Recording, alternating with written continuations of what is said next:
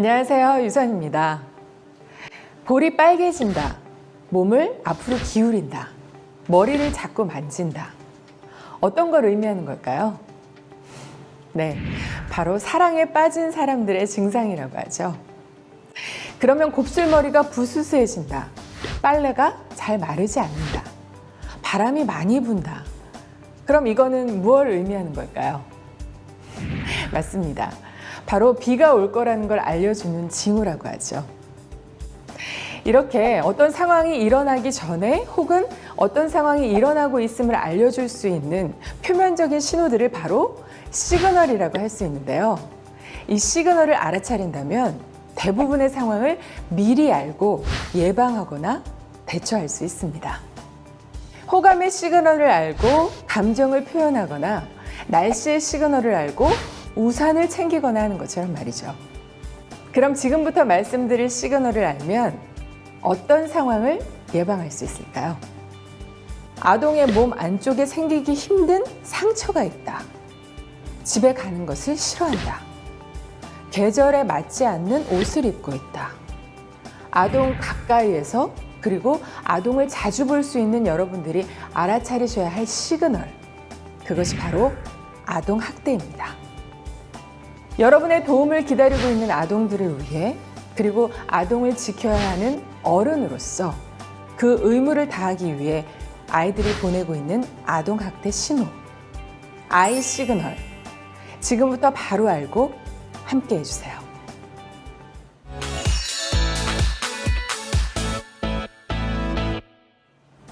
여러분, 혹시 몇 살까지가 아동인지 알고 계시나요? 7살? 아니면 초등학생?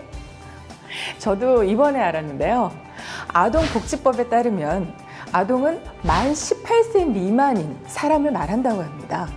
그러니까 우리나라에서는 갓난아기부터 고등학생까지가 전부 어른들이 보호해야 할 아동에 해당하는 거죠. 1989년 11월에 열린 유엔 총회에서는 만장일치로 한 국제 협약을 만들었는데요. 바로 아동 권리 협약입니다. 유엔 아동 권리 협약은 아동의 권리 보호만을 목적으로 만들어진 국제사회 최초의 협약이고요. 국제협약 중 가장 많은 국가의 비준을 받은 협약이라고 합니다. 우리나라에서도 1991년에 가입함으로써 국내법과 동일한 효력을 발휘하고 있는데요. 그렇다면 우리나라를 비롯한 전 세계가 지키고자 한 아동의 권리는 무엇일까요?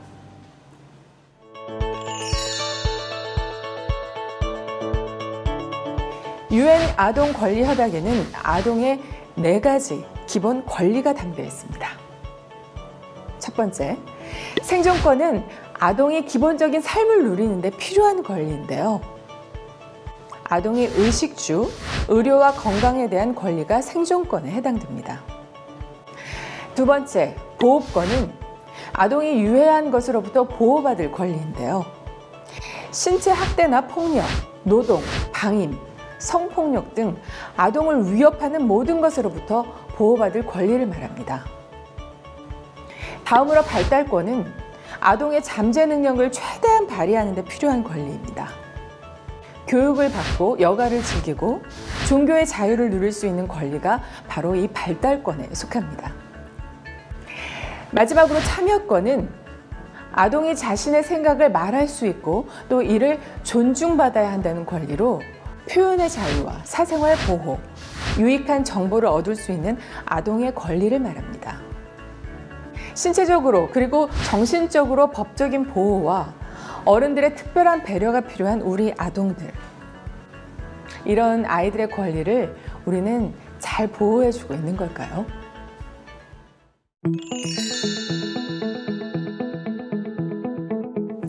아동복지법에 따르면 아동학대란 보호자를 포함한 성인이 아동의 건강과 복지, 정상적인 발달을 저해하는 신체적, 정신적, 성적 폭력이나 가혹행위를 하는 것 또는 아동을 유기하거나 방임하는 것을 말하는데요.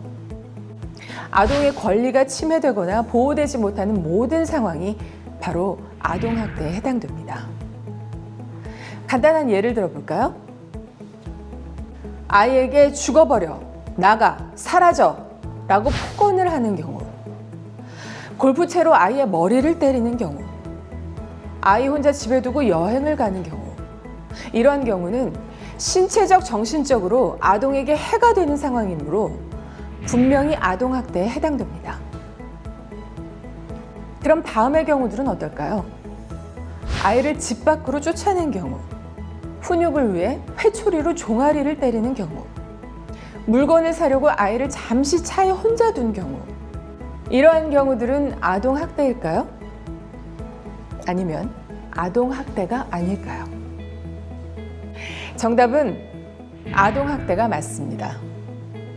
어른들의 기준에 경미한 행위도 아동에게는 학대가 될 수 있기 때문인데요.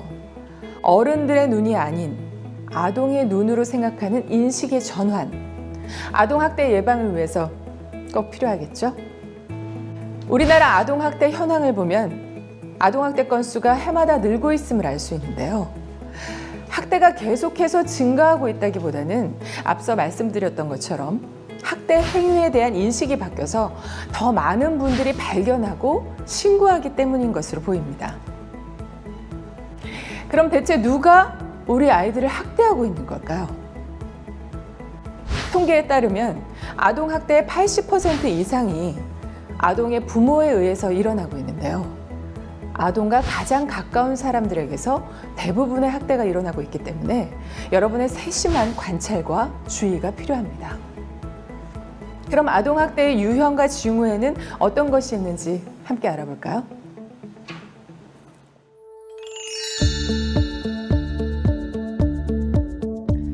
아동학대는 신체학대, 정서학대, 방임, 성학대 이렇게 4가지 유형으로 나누어집니다. 신체학대는 말 그대로 아동에게 신체적 폭력 또는 가혹행위를 행하는 것을 의미하는데요. 직접적인 폭력이나 도구를 사용하는 폭력, 신체에 유해한 물질을 사용하거나 완력으로 위협하는 행위가 신체학대에 속합니다. 실제 사례를 살펴볼까요? 아이에게 상습적으로 폭력을 가하고 학대하던 친부가 폭행 후유증과 방치로 아이를 사망하게 한 사건이 있었는데요. 이 사건으로 친부는 징역 20년을 선고받았습니다. 다음 사례를 보죠. 아이의 훈육을 이유로 아이의 엉덩이와 허벅지를 때린 아빠가 집행유예 1년에 수강명령 40시간을 처분받았습니다. 훈육을 위한 체벌 또한 분명한 아동학대임을 알 수 있는 사례인데요. 신체학대로 고통받는 아이들이 보내는 신호에는 어떤 것들이 있는지 알아보겠습니다. 허벅지나 팔의 안쪽처럼 아동의 몸에 다치기 어려운 곳에 상처가 나 있거나 체벌 도구가 확연히 드러나는 상처, 화상 자국, 그리고 색이 다른 멍처럼 시간체가 있는 상처를 발견하게 된다면 신체 학대의 가능성을 의심해 주셔야 합니다. 만약 상처에 대한 보호자의 설명이 상처와 일치하지 않는다면 바로 신고해서 안타까운 상황을 막을 수 있도록 해야 합니다. 정서학대는 아동에게 폭력적인 언어를 사용하거나 위협적인 분위기를 조성해서 심리적으로 불안하게 하는 행위를 말합니다. 욕이나 적대적인 태도, 집 밖으로 내쫓거나 버린다며 협박하는 경우, 아동을 왕따시키거나 강요, 압박하는 행위가 이 정서학대에 속하는데요. 아동 앞에서 친모를 폭행하고 말리는 아이를 위협하는 신부는 아동학대로 징역 4월을 선고받았습니다. 그리고 평소보다 일찍 귀가했다며 아이에게 욕을 하고 집 밖으로 내쫓은 엄마가 집행유예 2년에 수강명령 40시간을 받은 일도 있었는데요. 어른들의 말 한마디와 행동 하나가 아이에게는 학대가 될 수 있다는 걸 생각하게 하는 사례였던 것 같습니다. 정서학대의 징후를 살펴보면요. 집에 가는 것 혹은 보호자를 두려워하는 경우, 심하게 우울해하거나 공격적인 행동을 보이는 경우, 과잉 반응을 보이거나 좋지 못한 언행을 하는 경우에는 아동이 정서학대를 받고 있을 가능성을 생각해 봐야 합니다.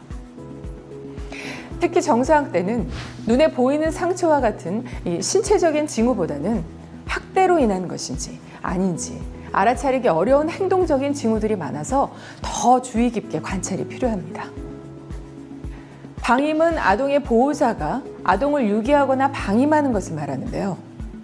아동에게 필요한 의식주, 의무교육, 의료적인 조치를 제공하지 않는 경우 아동을 버리거나 아동을 두고 사라지는 경우가 이 방임에 속합니다.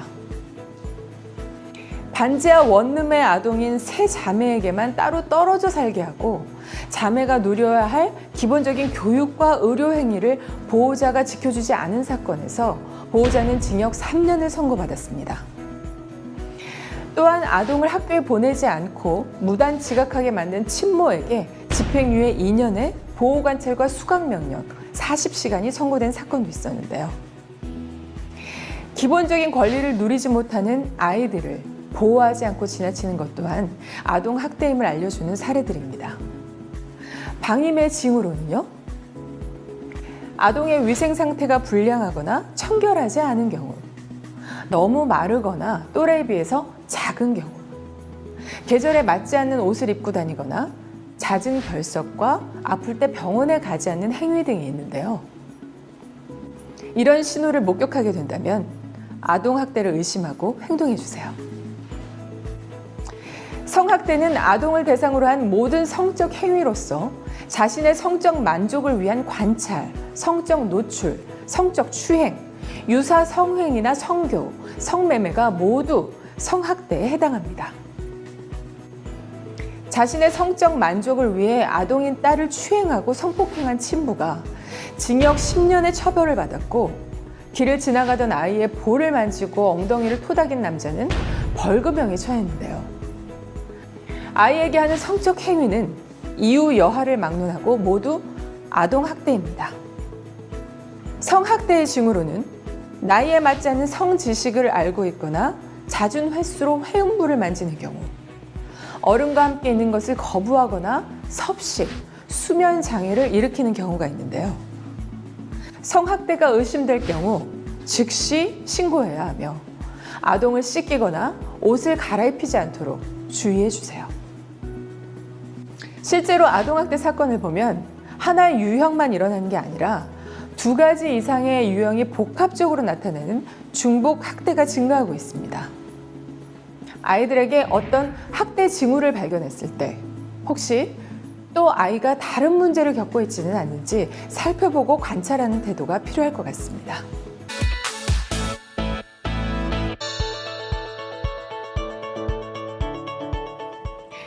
네, 변호사님. 아동학대에 관한 법이 생긴 지 얼마 안 됐다고 하던데 맞나요? 네, 맞습니다.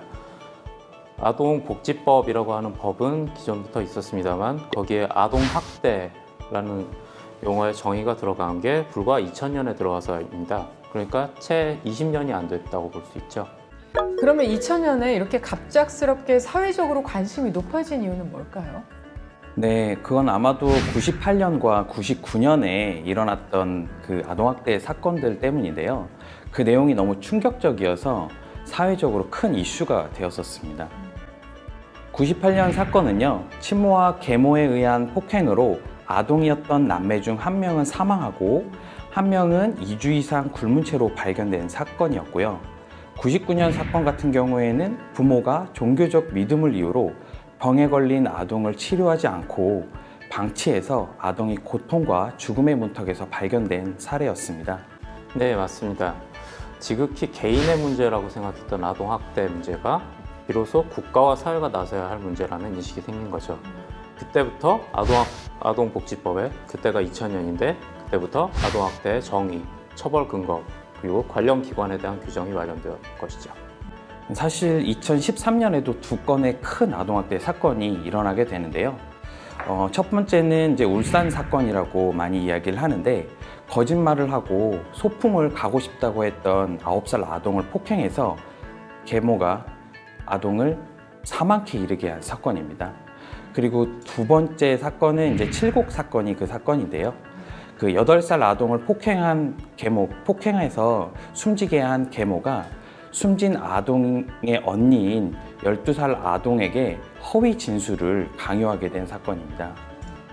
지금 말씀하신 2 사건을 계기로 진상조사가 진행이 되고 그때 제도개선위원회가 발족되면서 아동학대 처벌법이 제정되게 된 것이죠. 아동학대 처벌법의 제정, 그리고 아동복지법의 개정, 이것들이 전부 아동들의 희생을 통해서 이런 생겨난 일이고 아동들의 희생이 만들어낸 법이라고 할 수 있습니다.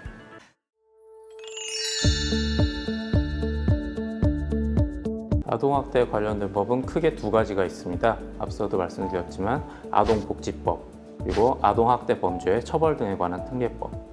아동학대 범죄의 처벌 등에 관한 특례법의 경우 줄여서 아동학대 처벌법이라고도 이야기합니다. 이 두 가지의 아동보호와 아동학대 처벌, 그리고 아동학대 신고 의무에 관한 내용이 담겨 있습니다. 먼저 아동보호 관련 내용은 아동복지법에서 확인할 수 있는데요. 아동은 안정된 가정환경에서 보호와 지원을 받으며 행복하게 자라야 한다는 것을 기본으로 아동보호의 의무가 모든 국민에게 있음을 명시하고 있습니다. 아동학대 처벌 관련된 내용으로는 아동학대 범죄가 무엇인지 그리고 어떤 처벌을 받게 되는지를 명시하고 있습니다. 아동학대 처벌법에 따르면 아동학대 범죄를 범한 사람이 아동을 사망에 이르게 한 경우 무기 또는 5년 이상의 징역에 처하고요. 아동학대 범죄를 범한 사람이 아동의 생명에 대한 위협을 발생하게 하거나 아동을 불구 또는 난치의 질병에 이르게 한 경우 3년 이상의 징역에 처하고 있습니다. 학대 행위나 법률 위반 정도에 따라서 상담이나 교육 대상으로 처분될 수도 있는데요. 아동학대 처벌법에서는 유죄 판결을 선고할 때 재범 예방을 위한 수감명령 또는 아동학대 치료 프로그램 이수명령을 병고할 수 있도록 명시하고 있습니다. 학대 행위자의 학대 원인을 살펴보면 양육 태도 및 방법 부족이 제일 많은 부분을 차지하고 있고요. 경제적 스트레스나 부부 갈등이 그 뒤를 잇고 있습니다. 아동학대 신고를 통한 상담과 교육으로 이러한 행위의 근본적인 원인을 다루고 또 고치게 된다면 아동이 더 건강한 환경에서 자랄 수 있게 되는 거죠. 네, 아동학대 신고 의무 관련 법에 대한 내용으로는요. 아동학대 범죄를 알게 되거나 의심이 있는 경우에는 누구든지 신고를 할 수 있다고 먼저 규정하고 있고요. 또 신고를 해야만 하는 신고 의무자에 관한 내용도 명시되어 있습니다. 네, 직업적으로 아동들을 밀접하게 관찰하거나 관계하는 분들이 아동학대 신고 의무자에 해당합니다. 아동학대 신고 의무자는 총 24개 직군으로 지금 말씀하셨던 학교 선생님이나 유치원 선생님, 또 의사, 구급대원, 아동복지전담 공무원과 복지시설, 보호시설과 같은 그러한 직군들이 아동학대 신고 의무자 직군에 속합니다.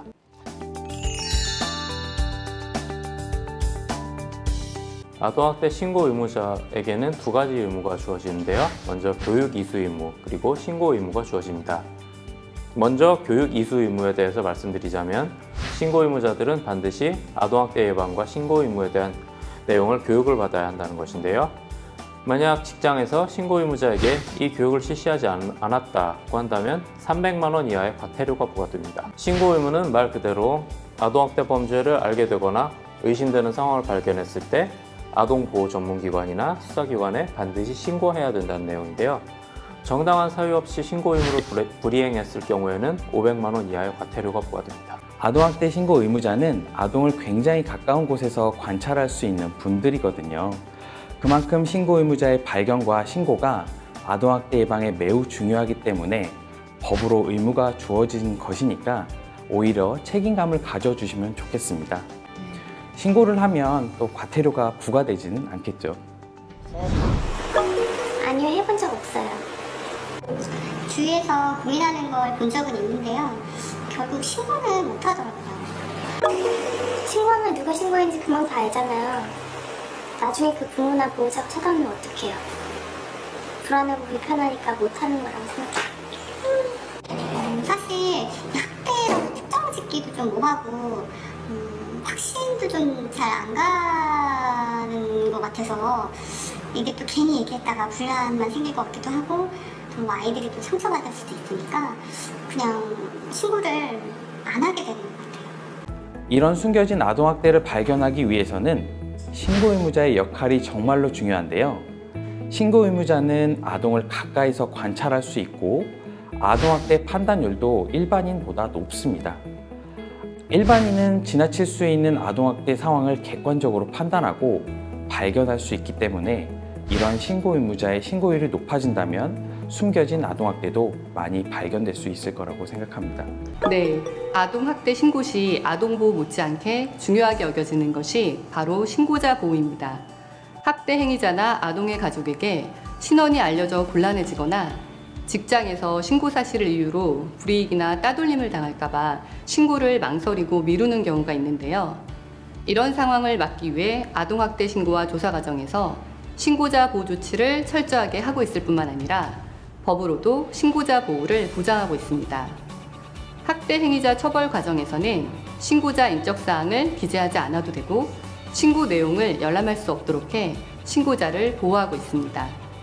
또한 경찰, 국민권익위원회를 통해 신변 보호를 신청하여 직접적인 신변 안전 조치를 받을 수도 있습니다. 신고자는 아동학대처벌법, 공익신고자보호법, 특정범죄신고자 등 보호법에 따라 보호됩니다. 특히 신고자의 인적사항 또 신고자임을 알 수 있는 사실을 외부에 알릴 경우에는 3년 이하의 징역 또는 3천만 원 이하의 벌금에 처할 수 있고요. 신고를 이유로 불이익을 줄 경우에는 1년 이하의 징역 또는 1천만 원 이하의 벌금에 처하고 있으니까 걱정 없이 바로 신고해 주세요.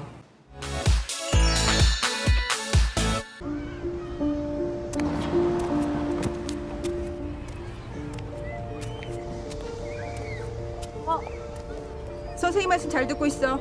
알았지? 목소리 크게 안 해? 어머니 안녕하세요. 지율이도 안녕하세요. 아, 예, 안녕하세요. 아니, 제가 근데 이리 와. 이리 안 와? 날씨가 참 좋죠.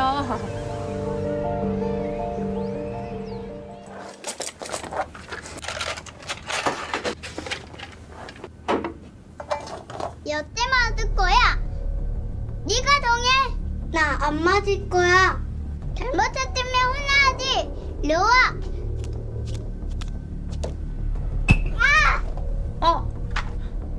지율아. 친구 때리면 안 돼요. 알았지? 어?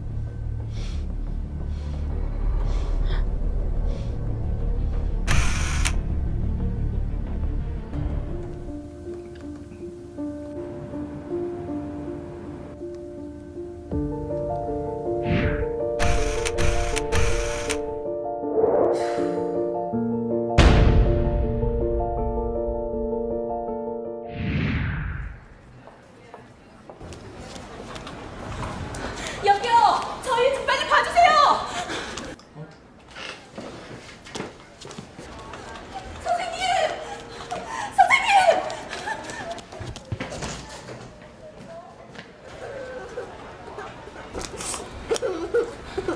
선생님, 저희 아이 괜찮은 건가요? 저 피가 안 멎어서요. 어쩌다 다친 거예요? 저기 소파에서 떨어졌는데 일단 피만 안 나게 좀 막아주세요.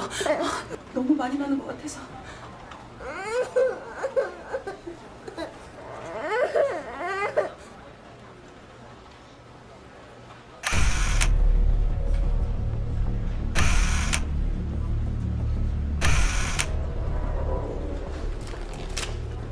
어쩌다 다친 거라고 하셨죠? 소파에서 떨어져서요.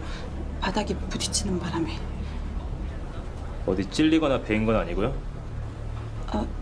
글쎄요. 바닥에 뭐가 있었나? 정신이 없어서 기억이 잘.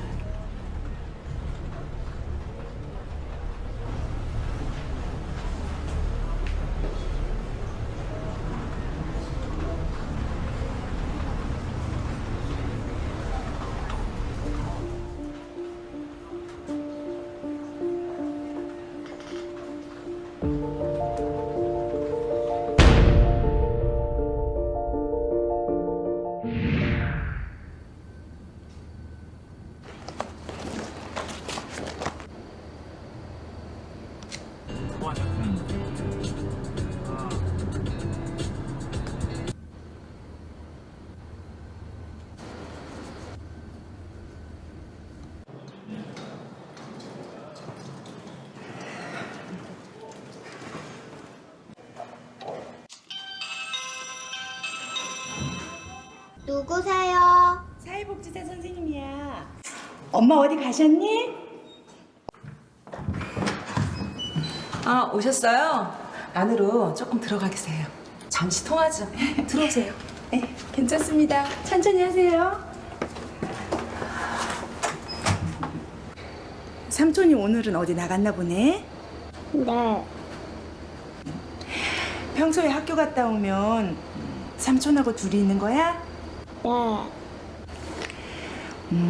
삼촌하고 뭐 하고 놀아? 삼촌이 재밌게 놀아주셔?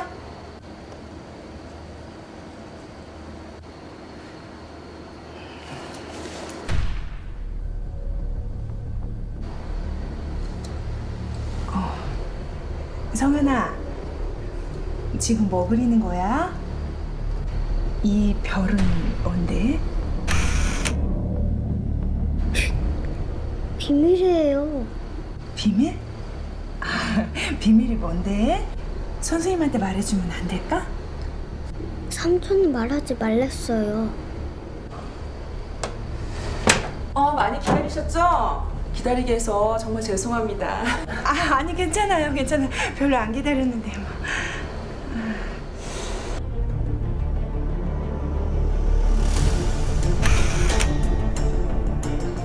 얘가 또 왜 그래? 손 안 빼? 엄마가 그것 좀 하지 말랬지. 아이 저 어머니.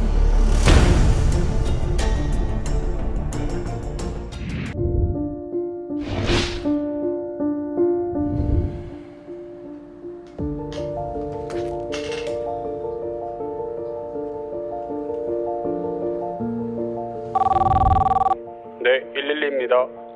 저희 병원에서 치료받은 아이가 아무래도 엄마에게 폭행을 당하는 것 같아요. 학대로 의심되는 내용을 말씀해 주세요. 치료 중에 발견했는데 몸에 멍이나 상흔이 많이 있더라고요.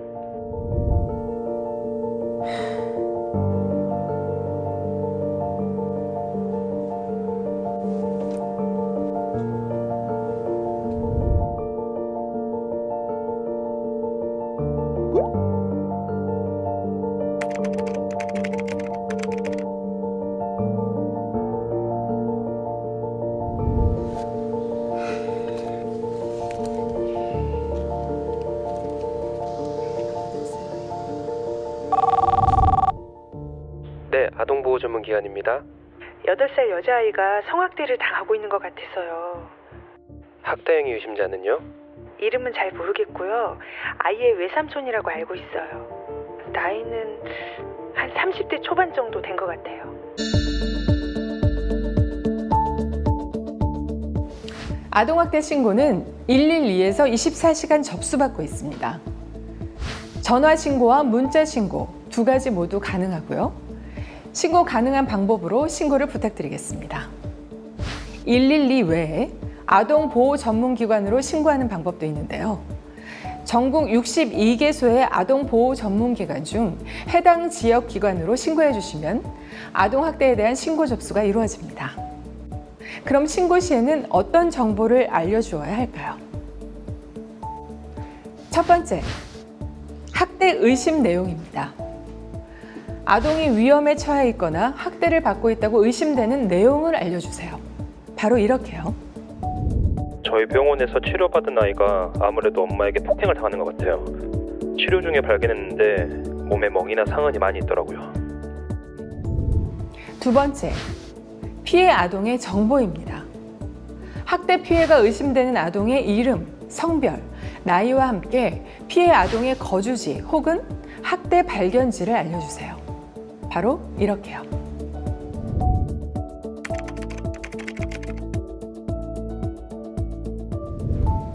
세 번째, 학대 행위 의심자에 대한 정보입니다.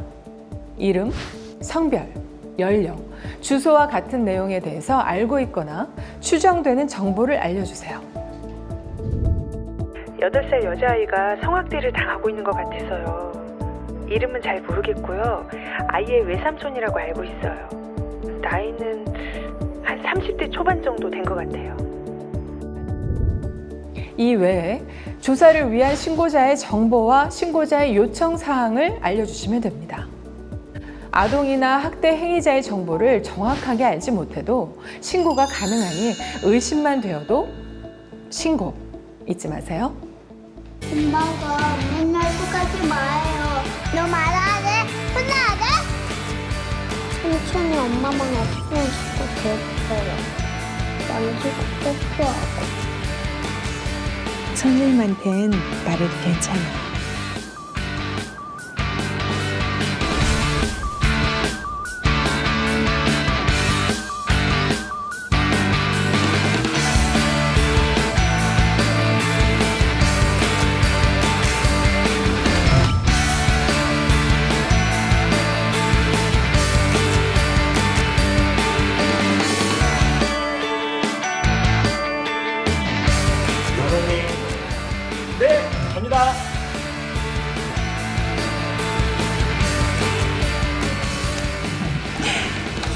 글 속의 성현이 참 행복해 보이네.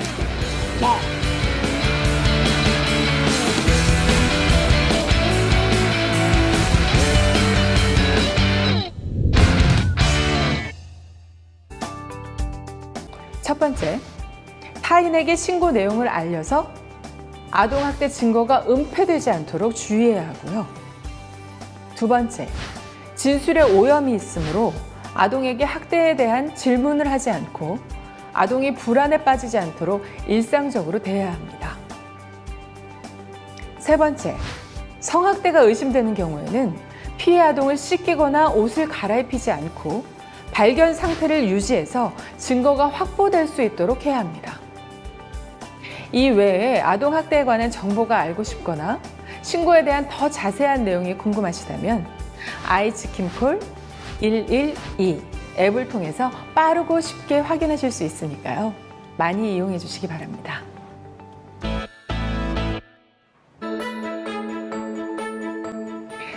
학대 피해 아동이 건강하고 행복하게 성장하기 위해서는 근본적인 두 가지 변화가 필요합니다. 상처받은 아동의 회복, 그리고 망가진 학대 가정의 변화입니다. 아동학대 신고 후 초기에 아이들에게 어떤 조치가 이루어졌는지 살펴보면요. 가정이 아닌 다양한 곳으로 옮겨져서 보호된 걸 알 수 있는데요. 아동의 생명이 위협받거나 위급한 상황일 때, 지속적이고 상습적인 학대가 발생했을 때, 아동보호 전문기관에서는 먼저 안전한 곳으로 아동을 분리하는 조치를 수행합니다. 이후 하루아침에 낯선 곳에서 생활하게 된 아이들의 불안과 우울을 덜고 학대로 인한 후유증을 감소시키기 위해서 아동의 안전과 회복을 위한 다양한 치료와 상담, 지원 프로그램이 제공되는데요. 이러한 조치를 통해 아동은 보다 빨리 건강을 찾고 회복할 수 있는 힘을 얻게 되는 것이죠. 아동학대 신고 이후 학대 행위자는 법에 의해 피해 아동에게서 분리됩니다. 피해 아동에게 다가오지 못하게 함으로써 아동을 보호하는 것이 1차적 목표임과 동시에 학대 행위자가 아동과 떨어져서 자신의 행위를 객관적으로 바라보고 생각해 볼 수 있는 시간이 되겠죠. 다음으로 학대 행위자는 아동보호 전문기관에서 진행하는 아동학대 행위자를 위한 교육에 참여하게 되는데요. 법에 의한 처벌이나 처분과 함께 기관의 교육과 상담을 받으면서 학대 행위자는 자신의 행동이 어떤 부분이 잘못되었는지를 배우고 다시는 아동에게 상처를 주지 않도록 변화되는 과정을 거치게 됩니다. 그럼 실제 학대 행위자의 인터뷰를 통해서 어떤 것이 달라졌는지 확인해 볼까요? 저는 저희 아이를 때리고 아프게 해서 아동보호 전문기관의 교육을 수강하게 된 김라고 합니다. 네, 아이를 엄하게 가르쳐야 애가 삐뚤게 나가지 않는다고 생각했었던 사람이었거든요. 제가 사실 좀 어렸을 때 방황도 많이 했었고, 그래서 우리 아들은 그런 어려움을 안 겪고 이게 바르게 자라게 하고 싶어서 아이를 많이 혼낸 편이었습니다. 근데 잘못되게 많이 혼냈었죠. 큰 소리도 욕도 하고 때리고 겁주는 방식이었으니까요. 생각이 진짜 많이 바뀌었습니다. 교육받고 상담받으면서 아이를 어떻게, 이 자식을 어떻게 대해야 하는지를 새롭게 배우게 됐습니다. 내가 애를 사람으로 대하지 않았구나. 차분히 말을 해도 다 대화가 통하는 거였더라고요. 제가 많이 부족해서 무섭게 해야지, 힘을 써야지 애가 따라올 거라고 생각했었던 건데, 지금 생각해보면 어떻게 그런 행동을 애한테 했나 굉장히 미안하고 아직도 마음이 아프고 평생 가지고 갈 깨달음이라고 생각합니다. 이런 일이 있고 내 자신을 바라본다는 게 상당히 어려웠습니다.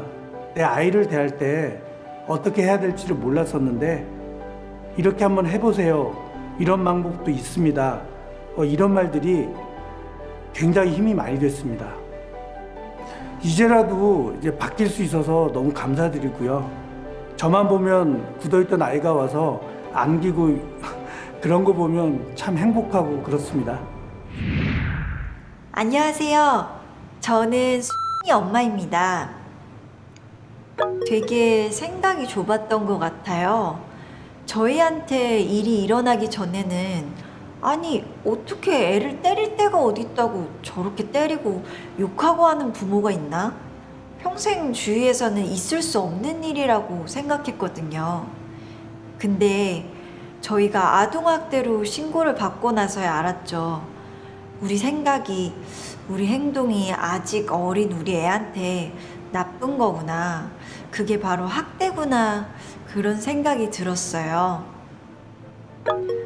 아이를 키운다는 것에 대해, 부모가 된다는 것에 대해, 또 아이의 보호자가 된다는 것에 대해 많이 생각할 수 있는 시간이었고 많이 배웠죠.